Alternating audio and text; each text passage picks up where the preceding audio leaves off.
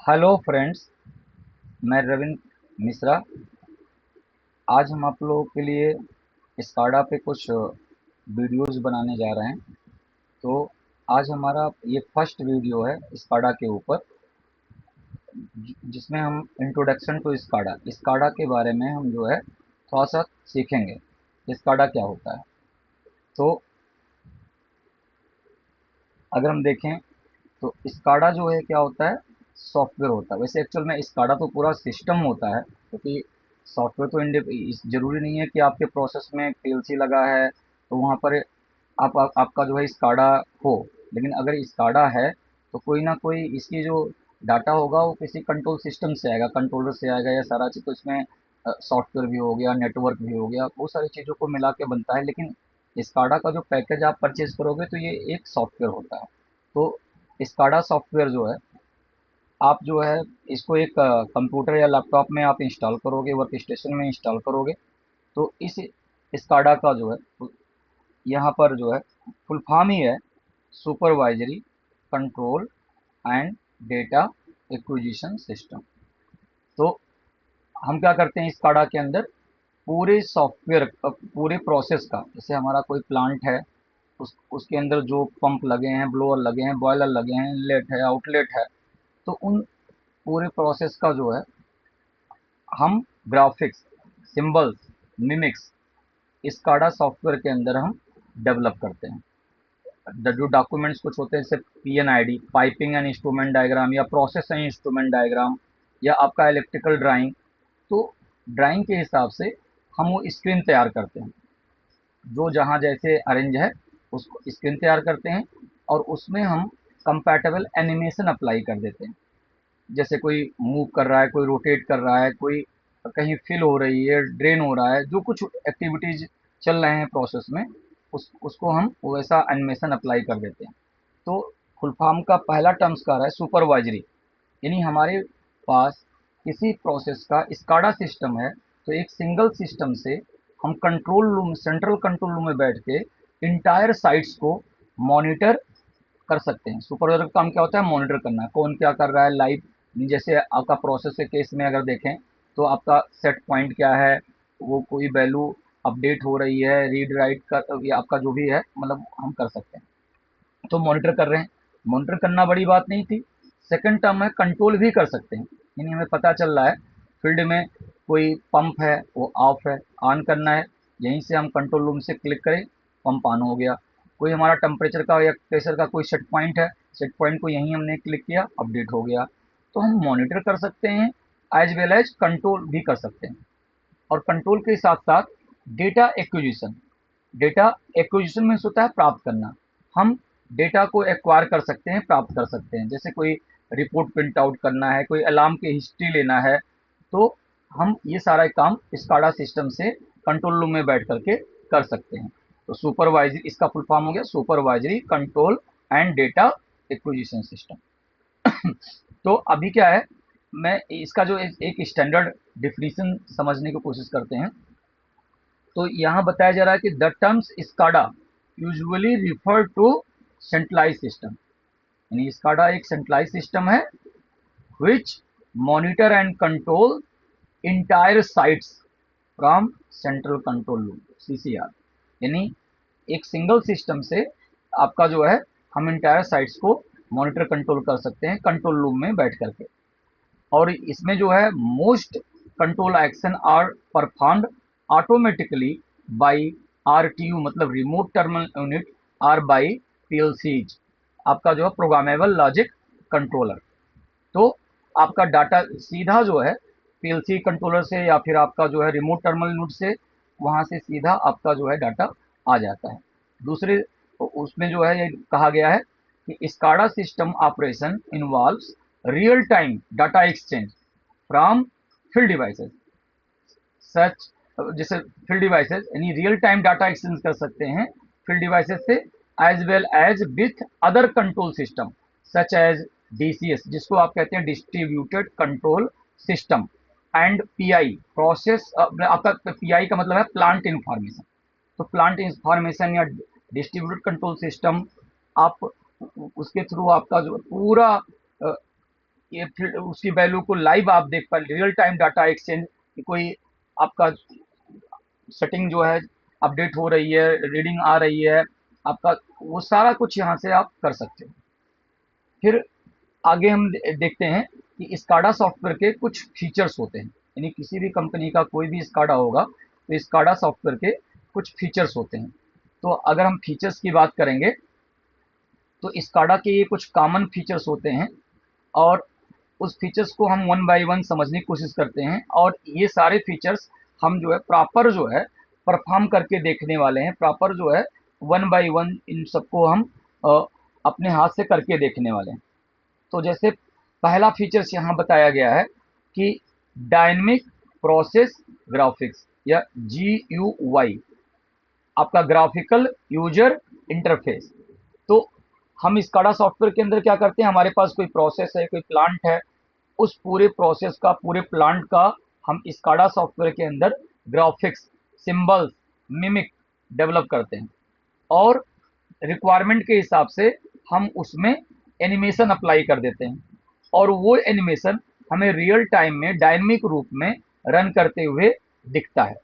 तो जैसे चलते हुए, घूमते हुए, आपका रोटेट करते हुए, या फिर आपका जो है फिल होते हुए, ड्रेन होते हुए, या रीडिंग अपडेट होते हुए, तो हम यहाँ से जो है ये इस प्रोसेस के थ्रू कर रहे हैं। तो हम लोग ये प्रोसेस बारी बारी करेंगे कि एक ऑब्जेक्ट को कैसे मूव कराते हैं, कैसे रोटेट कराते हैं, कैसे साइज कंट्रोल करते हैं, कैसे हम जो है उसको फिल करते हैं, कैसे ड्रेन करते हैं सारा कुछ हम जो है वन बाई वन देखने वाले हैं। दूसरा इसका फीचर्स है real time and historical trend.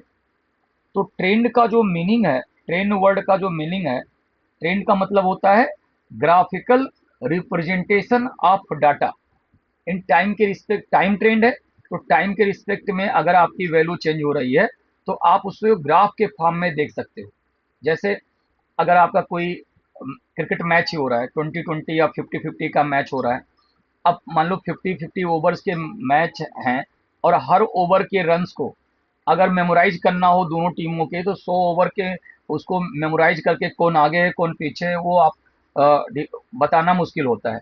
लेकिन आपका जो है एक ग्राफ आ जाता है, और ग्राफ के थ्रू आप जो है उसको आसानी से देख करके जो है आप कर सकते हो कि कौन सी टीम आगे चल रही है या पीछे चल रही है।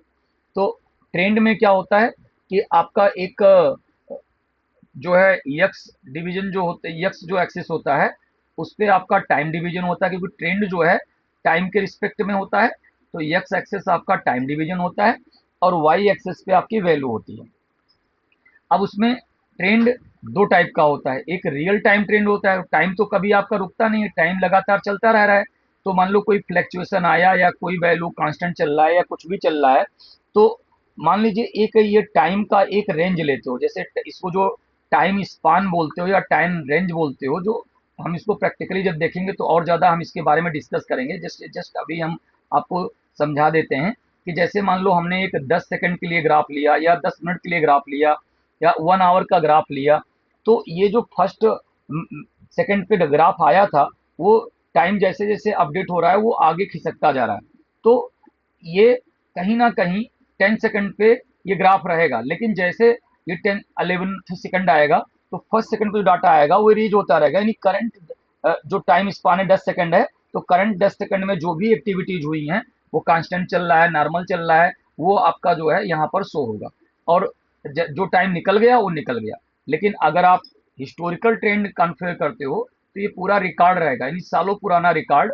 आप कभी भी बैक में जा करके आपका उस डेट में, उस पर्टिकुलर टाइम के उस पर्टिकुलर मिनट या मिली सेकंड या सेकंड पे क्या वैल्यू था, आप उसे फाइंड कर सकते हो। तो ट्रेंड होता है ग्राफिकल रिप्रेजेंटेशन ऑफ डाटा। तो हम इसको बनाना सीखेंगे कैसे हम सिग्नल का ग्राफ बना सकते हैं। ठीक है। अब आपका जो है नेक्स्ट जो फीचर्स होता है, ये भी बहुत इंपॉर्टेंट फीचर्स है किसी प्रोसेस के लिए, अलार्म एंड इवेंट। तो अलार्म अलार्म जो होता है कि कुछ भी जैसे जो भी हमारे प्रोसेस में एक्टिविटीज हो रही हैं वो एक इवेंट है, लेकिन जो इवेंट अनवांटेड है वो आपका क्या होता है, अलार्म होता है।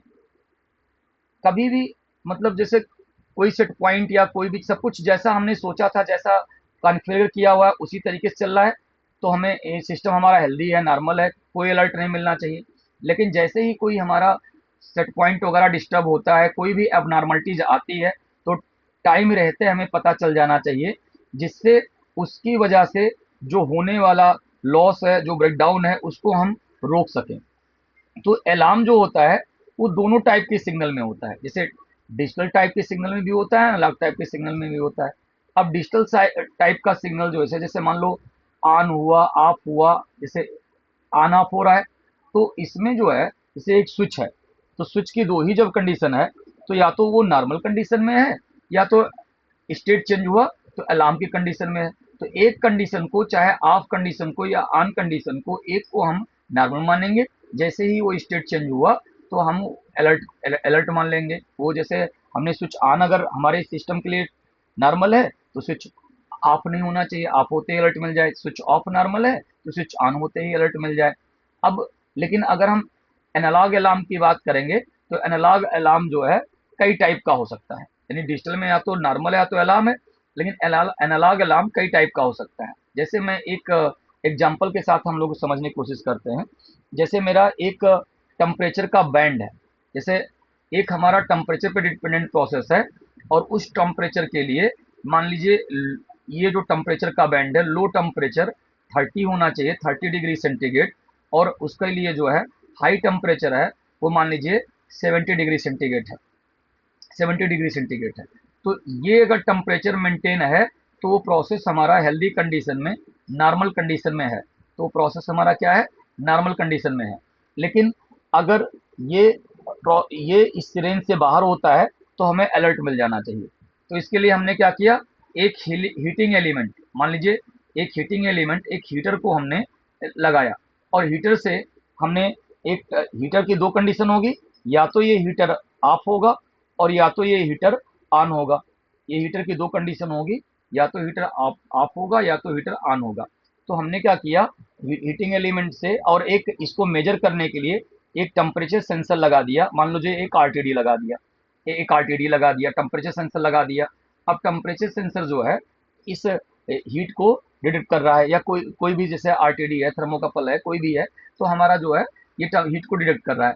अब हमने मान लो एक बार हीटर को ऑन करके छोड़ दिया, अब हमें कुछ करने की जरूरत नहीं है, टेम्परेचर धीरे धीरे राइज होकर के, जैसे ही ये 30 के ऊपर ये प्रोसेस स्टार्ट हुआ, और जैसे जैसे बढ़ते बढ़ते ये 70 को डिटेक्ट किया, तो इसके टेम्परेचर के फीडबैक ने हीटर को, जब 70 डिटेक्ट हुआ तो हीटर को ऑफ होने का कमांड मिल गया। और जब ये अब ऑफ हो गया तो धीरे धीरे घटने लगेगा, और घटते घटते जैसे इसने 30 को सेंस किया, तो 30 को सेंस होते ही ये हीटर को ऑन होने का कमांड दे दिया। अब ये आपका फील्ड डिवाइसेस आपका, यानी ये आपका प्रॉपर मेंटेन किया हुआ है, तो ये 30 और 70 मेंटेन रहेगा, ये प्रोसेस नॉर्मल रहेगा। अब मान लीजिए कि ये सेंसर का सिग्नल खराब हो गया, या कोई वायर डिस्कनेक्ट हो गया, या ये फीडबैक नहीं मिला, तो सिर्फ ऑपरेटर को अलर्ट मिलना काफ़ी नहीं है, क्योंकि अगर मान लो ये हीटर यहाँ पर पहुंचा था, हीटर 70 पे पहुंचा, ये वाला रीडिंग सेंस नहीं हुआ, तो ऑपरेटर को ये पता चलना चाहिए कि हीटर बंद नहीं हुआ है, उसे हाई अलार्म, तो ये हाई अलर्ट, हाई टाइप का अलार्म मिलना चाहिए। और अगर वो इस समय 30 वाला अगर डिटेक्ट नहीं हुआ था, तो इसको ऑपरेटर को मिलना चाहिए कि लो अलार्म हो रहा है। तो आपका सिर्फ अलार्म होना काफ़ी नहीं है, उसे पता चलना चाहिए कि किस टाइप का अलार्म है। अगर उसे मैनुअली चलाना होगा, उसे लो अलार्म अलर्ट कर रहा है, तो वो समझ जाएगा हीटर ऑन नहीं हुआ है, तो जाके मैनुअली हीटर को ऑन कर देगा और प्रोसेस स्टार्ट हो जाएगा। और 70 जब पहुंचेगा वो मैनुअली, अगर वो उसे पता चल रहा है कि हाई अलार्म मिल रहा है, तो जाके हीटर को फिजिकली जो है आपका ऑफ कर देगा, वो आपका यहाँ पर आ जाएगा। और उसके बाद में जैसे ये क्या हुआ कि इसमें एनालॉग अलार्म को और भी रेंज में डिवाइड कर सकते हो। मान लो कि आपका हाई अलार्म जो है ये अलर्ट हुआ, अब इसमें इग्नोरेंस हुआ, मान लो ये कुछ टॉलरेंस बियर कर जा रहा है, मान लो 75 या 80, ये कुछ टॉलरेंस बियर कर जा रहा है। एक मतलब अलार्म एक वार्निंग कंडीशन होता है, एक ट्रिप कंडीशन होता है, या अलर्ट का कंडीशन होता है। और जैसे मान लो ये 30 था, ये 20 तक आपका जो है ये मतलब बियर कर जाएगा। तो उसमें क्या होगा कि अगर इसके बाद अगर यहाँ से इग्नोरेंस, अगर जैसे मान लो हाई अलार्म अलर्ट कर रहा था, अगर टाइमली हमने उसको केयर किया और आपका जो है हीटर को बंद कर दिया या उसको ठीक कर लिया, तो ये नॉर्मल मोड में फिर से लौट आएगा। यानी ट्रिप कंडीशन या हाई हाई जोन तक नहीं जाएगा। और नहीं तो ये हाई हाई, अगर इसकी यहाँ तक अगर इग्नोरेंस हुआ तो हम इसको ये हाई हाई कंडीशन या क्रिटिकल कंडीशन, या हम इसको जो है ट्रिप कंडीशन भी डिफाइन कर सकते हैं कि अगर यहाँ तक इग्नोरेंस हुआ तो इस सिस्टम को बंद करके वो अपने आप को सेफ रखे, ताकि कोई एक्सीडेंट या कोई लॉसेज हमारा ज़्यादा ना हो। ऐसे लो के नीचे जो है, जब यहाँ तक अगर नहीं हुआ, अगर इग्नोरेंस हुआ, तो लो लो अलार्म अलर्ट करने लगा, या लो कंडीशन में ट्रिप का हो गया। तो इस तरीके से अलार्म हम डिफाइन कर सकते हैं। तो हम डिजिटल टाइप के सिग्नल में अलार्म कैसे डिफाइन करते हैं, एनालॉग टाइप के सिग्नल में अलार्म कैसे डिफाइन करते हैं, हम ये सब प्रैक्टिकली सारा चीज वन बाय वन करके आगे देखने वाले हैं। नेक्स्ट फीचर्स हमारा जो है, नेक्स्ट फीचर्स जो हमारा यहाँ पर दिया हुआ है वो है आपका रेसिपी मैनेजमेंट। तो रेसिपी मैनेजमेंट क्या होता है? रेसिपी एक तरह से मेनू होता है। जैसे हमारे पास कुछ इंग्रेडिएंट्स हैं, जैसे टी के लिए इंग्रेडिएंट्स हैं, कॉफ़ी के लिए इंग्रेडिएंट्स हैं, या कोई आपका जो है कोल्ड ड्रिंक के लिए इंग्रेडिएंट्स, अलग अलग फ्लेवर्स हैं उनके इंग्रेडिएंट्स हैं।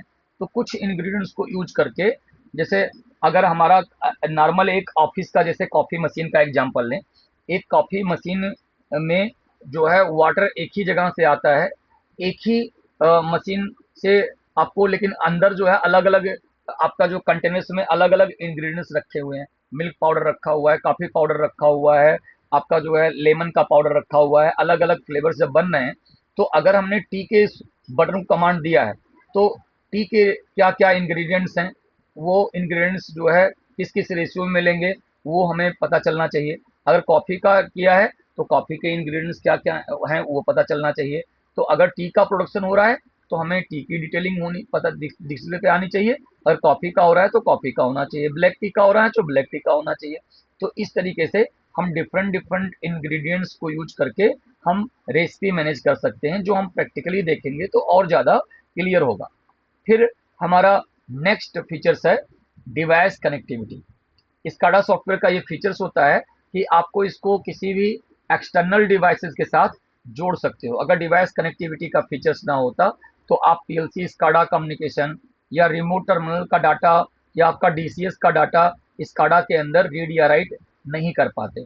तो स्काडा के अंदर डिवाइस कनेक्टिविटी का फीचर्स होता है, जिससे आप जो है इसको एक्सटर्नल जो है स्मार्ट डिवाइसेज हैं, जैसे प्रोग्रामेबल लॉजिक कंट्रोलर है, डिस्ट्रीब्यूटेड कंट्रोल सिस्टम है, रिमोट टर्मिनल यूनिट्स हैं, तो उन सबको जो है हम आपस में जो है इनको नेटवर्क के थ्रू और हम स्काडा सिस्टम में हम वो सारा डाटा रीड राइट कर सकते हैं।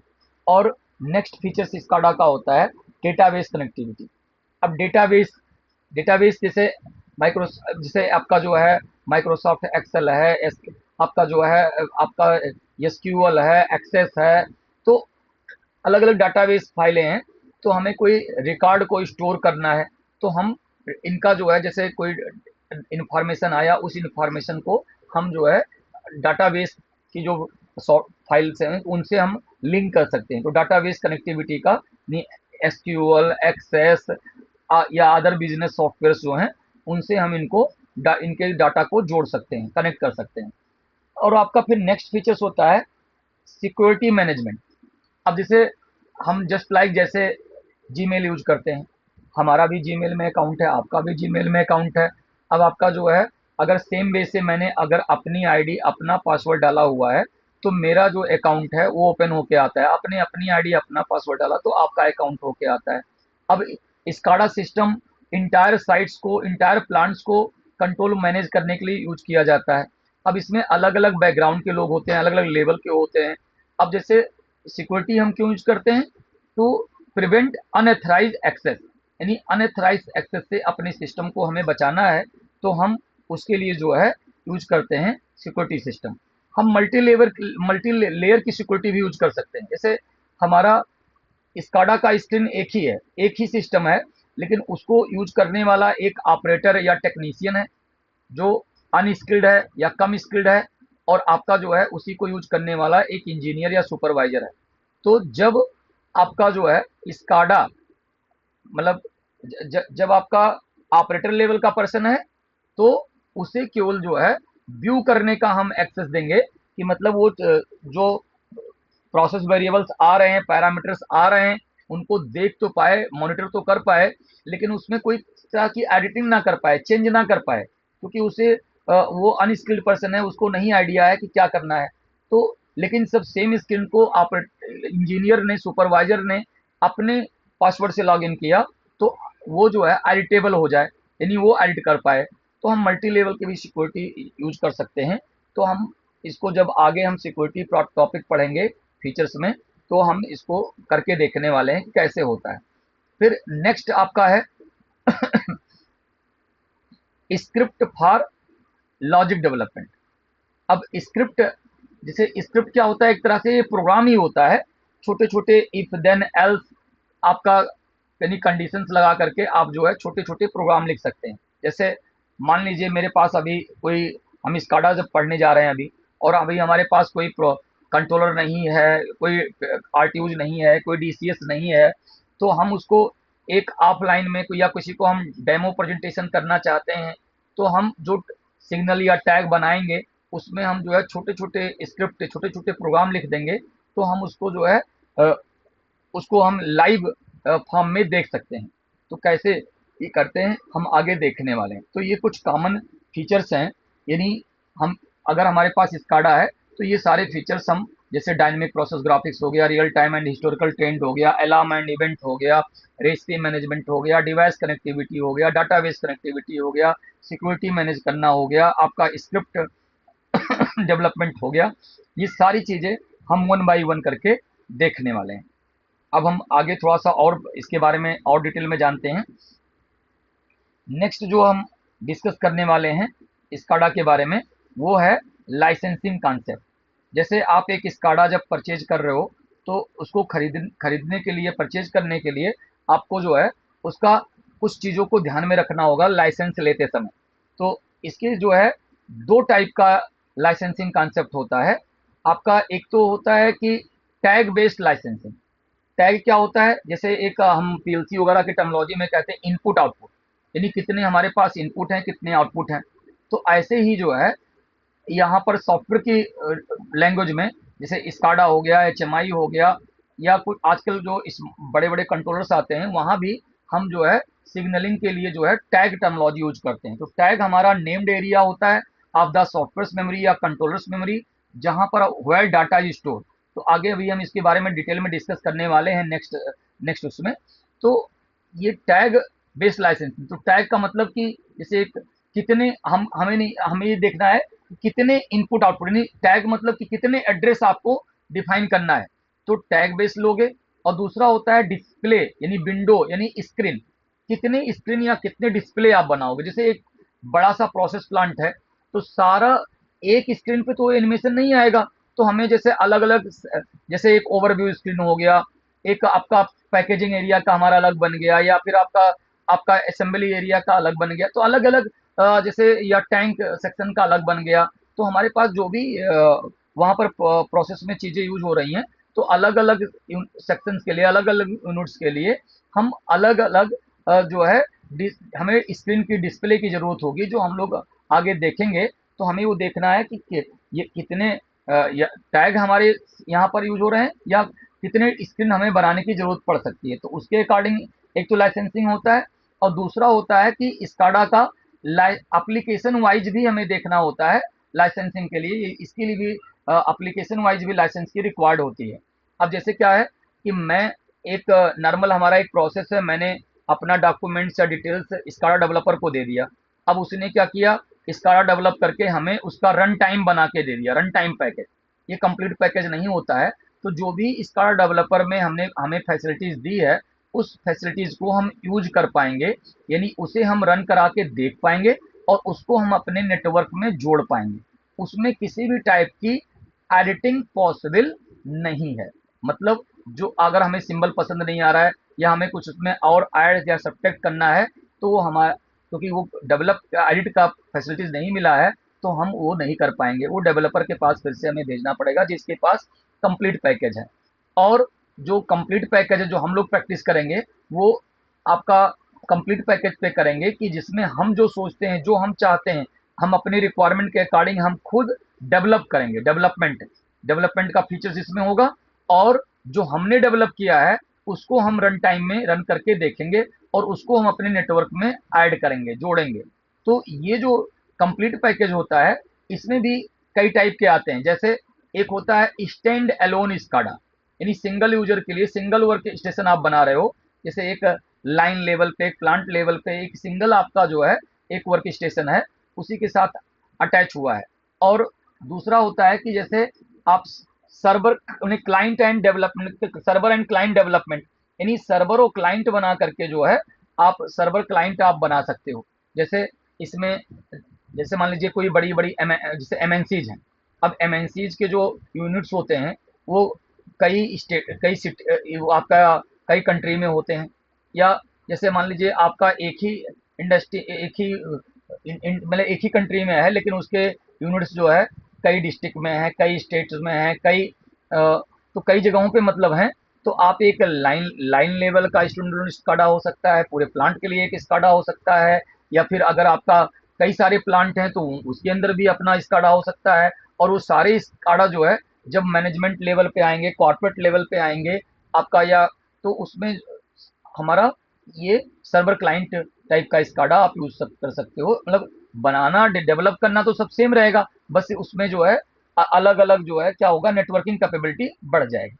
तो नेक्स्ट जो है हम थोड़ा सा समझते हैं लाइसेंसिंग कॉन्सेप्ट के बाद में। हमारे पास जो सबसे मेन जो टॉपिक है ये है आपका, ये आप जब आपको यूज करोगे तो कोई भी स्काडा हो या एचएमआई हो, उसमें टैग डाटाबेस डेवलपमेंट, टैग के बारे में, यानी हम जो जैसे हम हार्डवेयर के केस में हम इनपुट आउटपुट कहते हैं, वैसे यहाँ सॉफ्टवेयर केस में टैग होता है। तो हमें टैग के बारे में जानना है। तो टैग को हम समझते हैं कि टैग का, देखिए यहाँ पर एक डिफिनेशन लिखा हुआ है कि टैग क्या है। Tag is the address in memory location.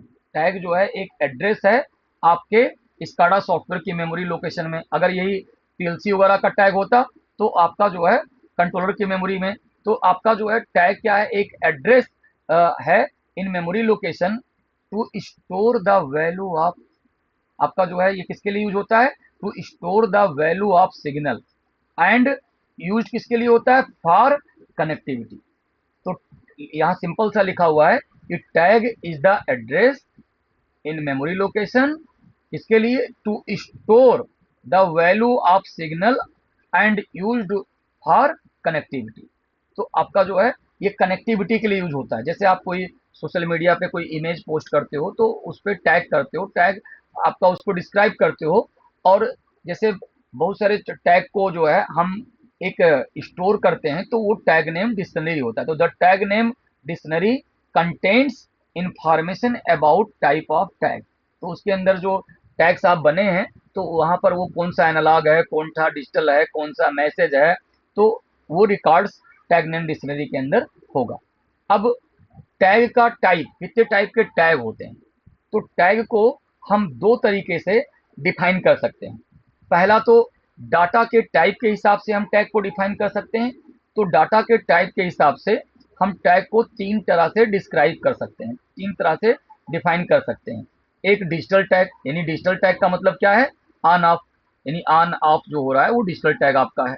ठीक है, स्विचिंग एक्शन हो रहा है, open close, high low, true fast, minimum maximum, तो ये डिजिटल टाइप के टैग हैं।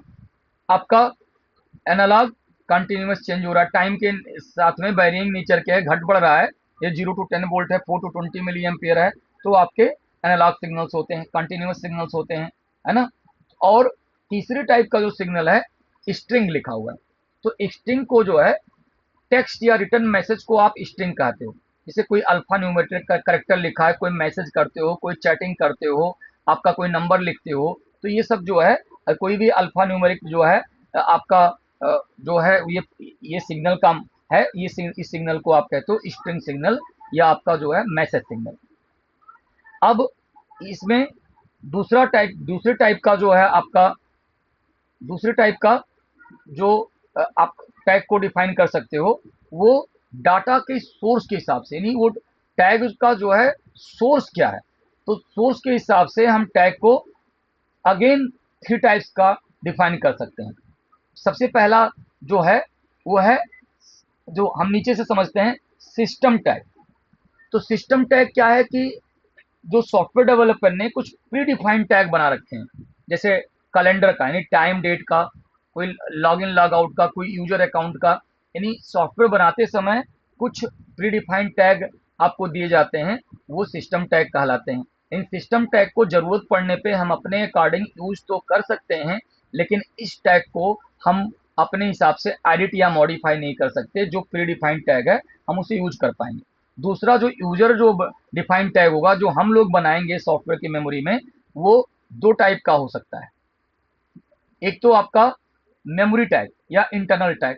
मेमोरी या इंटरनल टैग यानी अगर हमें जो यूजर ने एक टैग बनाया और उसको स्काडा सॉफ्टवेयर की मेमोरी में ही रखना है, उसको किसी इनपुट आउटपुट डिवाइसेस के साथ में, जैसे कोई पीएलसी के साथ में, डीसीएस के साथ में, उसको अगर कनेक्ट नहीं कराना है, कनेक्टिविटी के लिए यूज नहीं करना है, तो वो मेमोरी टैग कहलाता है। और मेमोरी टैग को कभी भी डिवाइस टैग में कन्वर्ट कर सकते हो। लेकिन अगर तीसरे टाइप का जो टैग है डिवाइस टैग, तो अलग अलग सॉफ्टवेयर में अलग अलग टर्मिनोलॉजी यूज की जाती है। जैसे हम रॉकवेल का, एलन बेडली का जब स्काडा यूज करेंगे RS-232 या फैक्ट्री टॉक, तो उसमें डिवाइस टैग होता है। लेकिन जब हम वंडरवेयर का इंटच स्काडा यूज करेंगे तो उसमें आईओ टैग होता है। आपका अगर सीमेंस का यूज करेंगे तो उसमें कनेक्शन टैग होता है। तो अलग अलग नाम से आते हैं, डिवाइसेज या आईओज या कनेक्शन। यानी जब हमें किसी एक्सटर्नल डिवाइसेज से जोड़ना है, किसी हार्डवेयर से जोड़ना है, तो हमें जो है डिवाइस टैग बनाना पड़ेगा या आईओ टैग बनाना पड़ेगा या कनेक्शन टैग बनाना पड़ेगा। आपका जो है उसको हम कभी भी डिवाइस को कनेक्शन में, मेमोरी में या मेमोरी को उसमें हम जोड़ सकते हैं। तो इस तरीके से हम टैग के बारे में समझ लिए। अब यहाँ पर लास्ट हम देखते हैं कि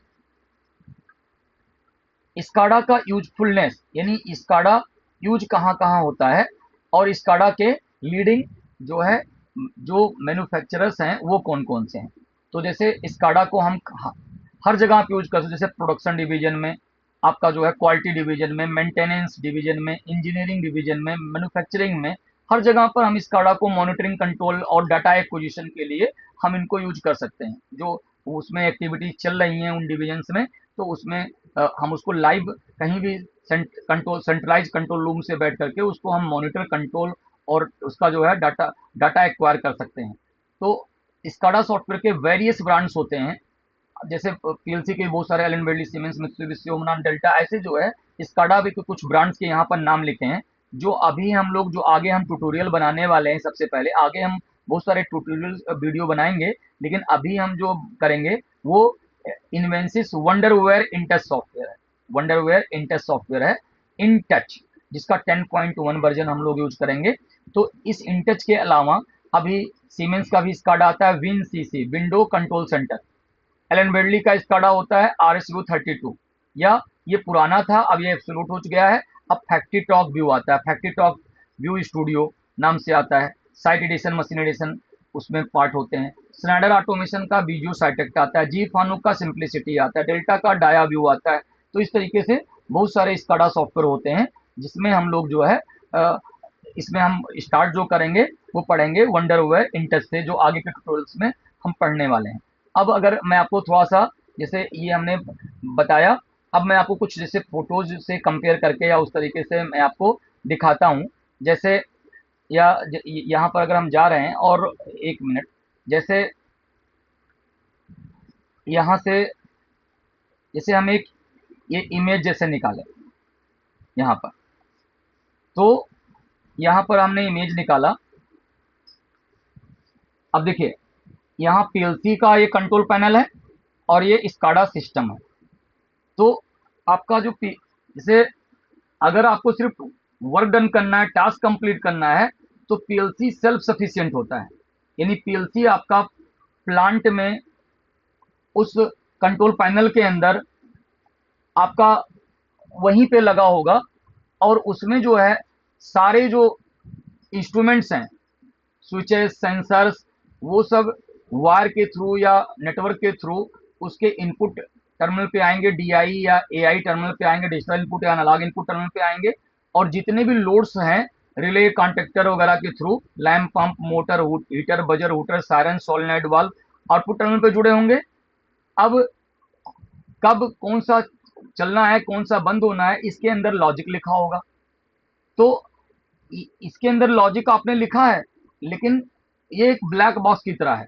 अगर हम उस मशीन के पास, उस प्रोसेस के पास अवेलेबल हैं, तो हम बता पाएंगे कि जो है क्या चल रहा है, क्या बंद है, सेट पॉइंट कितना है, हम बता पाएंगे। लेकिन मैं कहीं डिस्टेंस पे हूँ, कई किलोमीटर डिस्टेंस पे हूँ, रिमोट लोकेशन पे हूँ, तो मैं उसके अंदर क्या चल रहा है वो हम वो नहीं बता पाएंगे।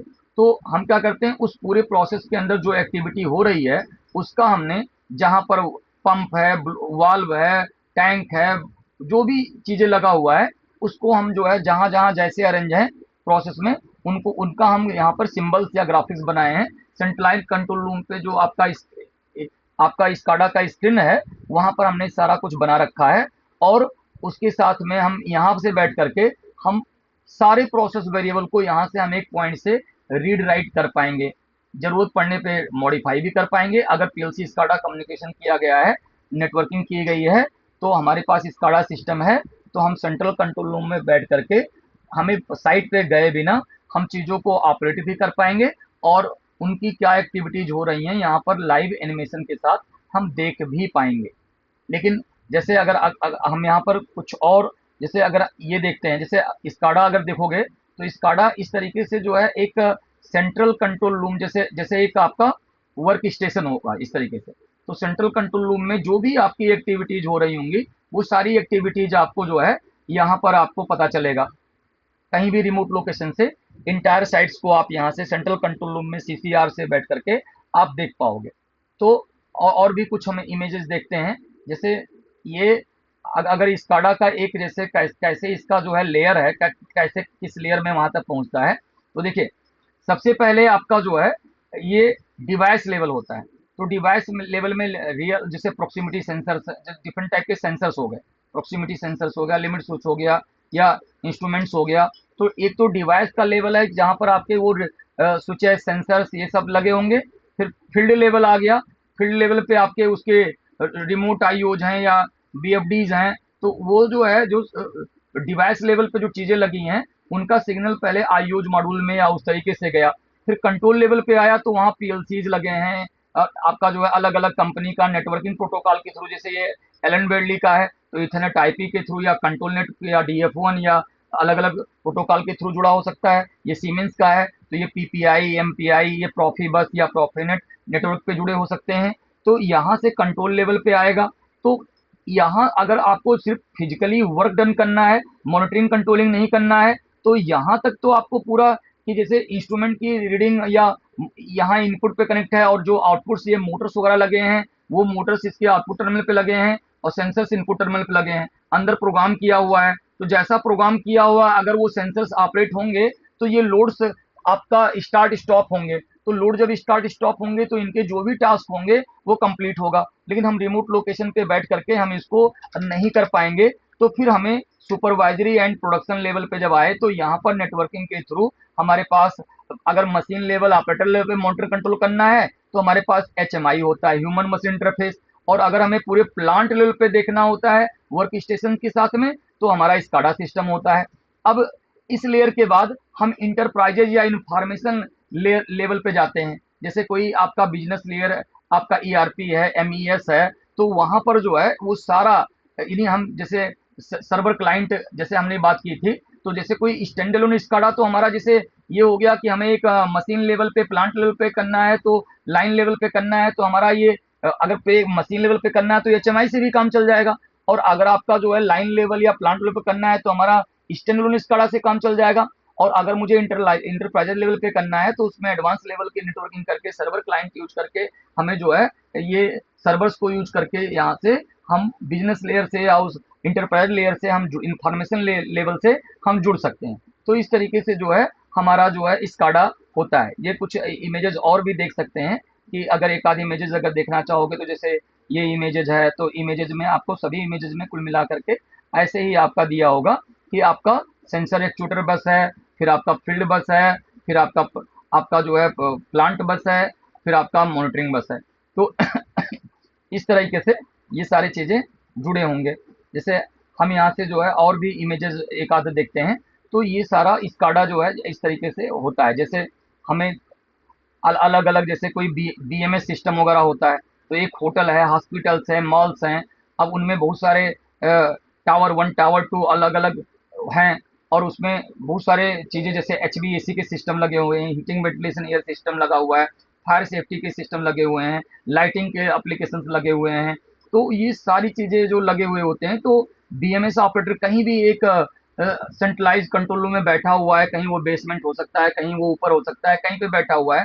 तो यहाँ जो बीएमएस ऑपरेटर या मैनेजर या इंजीनियर बैठा हुआ है, बिल्डिंग मैनेजमेंट सिस्टम ऑपरेटर या बिल्डिंग मैनेजमेंट सिस्टम इंजीनियर, वो एक पॉइंट से बैठ करके इंटायर बिल्डिंग्स के, इंटायर टावर्स के कोई भी फॉल्ट कहीं भी होता है, कुछ भी होता है, तो यहाँ से वो सबको मैनेज कर पाता है। तो ये सब पॉसिबल हो पाया, मॉनिटरिंग जो हो पाई वो स्काडा सिस्टम की वजह से हो पाया। जैसे बिल्डिंग एप्लीकेशन का दिख रहा है, या आपका जो, तो अलग अलग यहाँ पर जो चीजें हैं वो आपका जो है होता है। तो ये आप देख सकते हो, जैसे अलग अलग लेयर हैं, या जैसे मैं अगर जैसे यहाँ पे देखता हूँ, तो ये क्या है, लेयर, स्काडा के अलग अलग लेयर्स हो गए। अब जैसे यहाँ पर देख पा रहे हो, तो सबसे पहले जैसे अगर ये लो से हाई तक जाओगे, तो ये जीरो लेवल, यानी आप चाहे उल्टा भी बना सकते हो चाहे सीधा बना हुआ है। तो सबसे पहले आपके फील्ड इंस्ट्रूमेंट, स्विचेस, सेंसर्स, ये सारी चीजें होंगी। अब स्विचेस सेंसर्स का जो डाटा डायरेक्टली स्काडा पे तो नहीं आएगा, क्योंकि वो उतनी स्मार्ट इंटेलिजेंस नहीं है। तो जो डाटा सीधा कम्युनिकेशन कर पाए, तो आपका वो डाटा आएगा पहले पीएलसी के अंदर, यानी प्रोग्रामेबल लॉजिक कंट्रोलर के अंदर, रिमोट टर्मिनल यूनिट के अंदर। फिर उसके बाद में आपका वो जो पीएलसी का जो है, वो दोनों सीपीयूज आपस में, जैसे जिस वर्क स्टेशन में आपका स्काडा सॉफ्टवेयर इंस्टॉल है, और आपका जो जिस कंट्रोलर के अंदर आपका जो है वो लॉजिक लिखा हुआ है, दोनों सीपीयू जब आपस में नेटवर्क के थ्रू जुड़े होंगे, तो आप इस सुपरवाइजरी डिवाइसेस के थ्रू, स्काडा सिस्टम के थ्रू आप इनको जो है रीड और राइट कर पाओगे, यानी जो प्रोसेस वेरिएबल आ रहे हैं यहाँ पे देख पाओगे, जरूरत पड़ने पे इनको चेंज कर पाओगे। फिर नेक्स्ट लेयर पे यहाँ से प्रोडक्शन कंट्रोल, या आपका जो है कंट्रोल लेवल सिस्टम आ गया। और फिर लास्ट में जो है इसमें आपका इंटर, जैसे हमने कहा था ना कि एक नेटवर्क लेवल पे आ गया, फिर आपका बिजनेस लेयर पे आ गया, जैसे ईआरपी है, एमईएस है, उन सबसे आप जो है जोड़ सकते हो। तो ये छोटा सा जो है आज के सेशन में हमने थोड़ा सा जो है आपको स्काडा के बारे में फेमिलियर कराने की कोशिश की, जिसमें कि स्काडा होता क्या है, इसके फीचर्स क्या क्या हैं, इसके लाइसेंसिंग कॉन्सेप्ट क्या है, आपका जो है टैग के बारे में बताया।